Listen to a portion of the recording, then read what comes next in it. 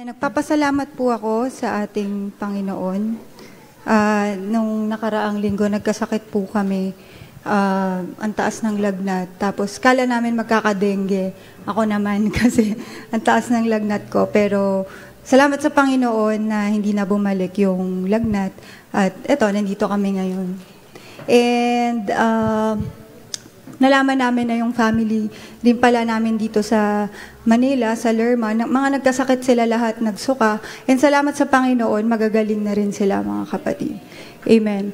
Tapos, meron akong verse, 1 Thessalonians 5:18. In everything give thanks, for this is the will of God in Christ Jesus concerning you. So, after 4+ years, mga kapatid, of praying and waiting, last month, mga kapatid, we had our very first positive pregnancy test, mga kapatid.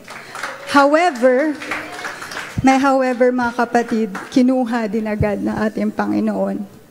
We thought, mga kapatid, it was just a normal day of follow-up sa clinic. Pero we were shocked, mga kapatid, sa news na hindi nagde-develop ang baby.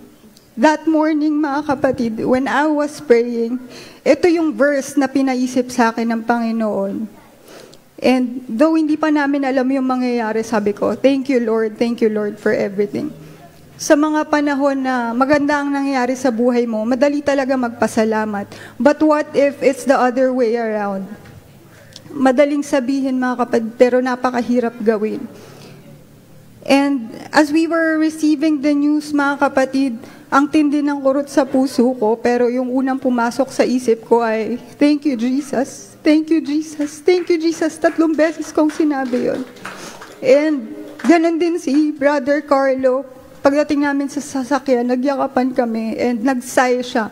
Ay, thank you, Lord. Parang ganun lang yung nasabi namin sa Panginoon. Tayo mga kapatid, while we were asking God to change our situation, tayo ang binabago na ating Panginoon. Tinuro ng Panginoon sa journey namin na ito, na imbes na kami ay magtampo, mga kapatid, magpasalamat tayo sa Panginoon no matter what, mga kapatid. And talagang nag-grow ang relationship namin sa ating Panginoon. Hallelujah. He's been there all throughout, mga kapatid, sa lahat, sa mga silent battles namin. Ang dami namin na pagdaanan kasi hindi kami nag-share, sa amin lang dalawa at sa Panginoon. Name it, lahat na pagdaanan na namin, pera magpa-opera, pero nandyan ang Panginoon. Kumbaga, ganyan ang aming, emotional, yung nararamdaman namin. Ganun lang kami 4 years, biglang tumaas, tas bababa ulit.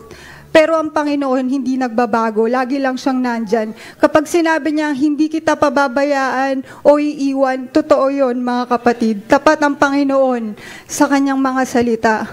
And as a reserved person, mga kapatid, I plan to keep it forever within us, within our family. Ngunit may ibang plano ang Panginoon. Sa gawain ng LM, mga kapatid, as I declared healing, mga kapatid, all over my body, sa lahat ng aspect sa buhay ko, mga kapatid, tinanggal ng Panginoon lahat ng sakit. Para akong dinuduyan ng Panginoon noong mga panahon na yon, mga kapatid.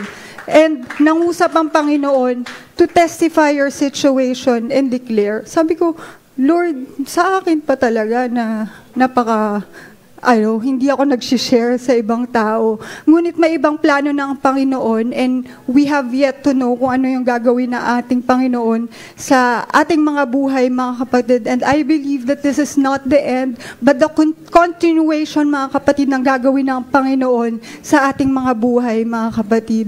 And I declare, mga kapatid, sabi ng Panginoon to declare, I declare healing, I declare, mga kapatid, na may gagawin ng Panginoon sa ating buhay na hindi natatapos doon ang plano ng ating Panginoon. And yung bagay na akala namin imposible na, sabi ko sa isang sharing namin sa mga, ang tawag doon, yung mga small group, sabi ko, kasi may nagsabi sa akin na be contented. So, sige, sabi ko, contented. Nung panahon na naging kontento kami, doon parang nagpamalas ang Panginoon na, kaya ko yan gawin. Ngunit syempre, hindi natuloy. Salamat pa rin sa Panginoon. At alam ko, kapag ginawa yun ulit ng Panginoon, pahihintulutan niya na matuloy yun hanggang sa mga anak. Amen. Yun, mga kapatid. I will praise the Lord, mga kapatid, even when it's painful, mga kapatid, and even, mga kapatid, before ma-receive pa yung sagot ng ating Panginoon or not, mga kapatid, dahil may ibang plano ang ating Panginoon. Walang ibang maitataas sa aming buhay kundi ang ating Panginoon. Hallelujah. Siya lang ang dapat purihin.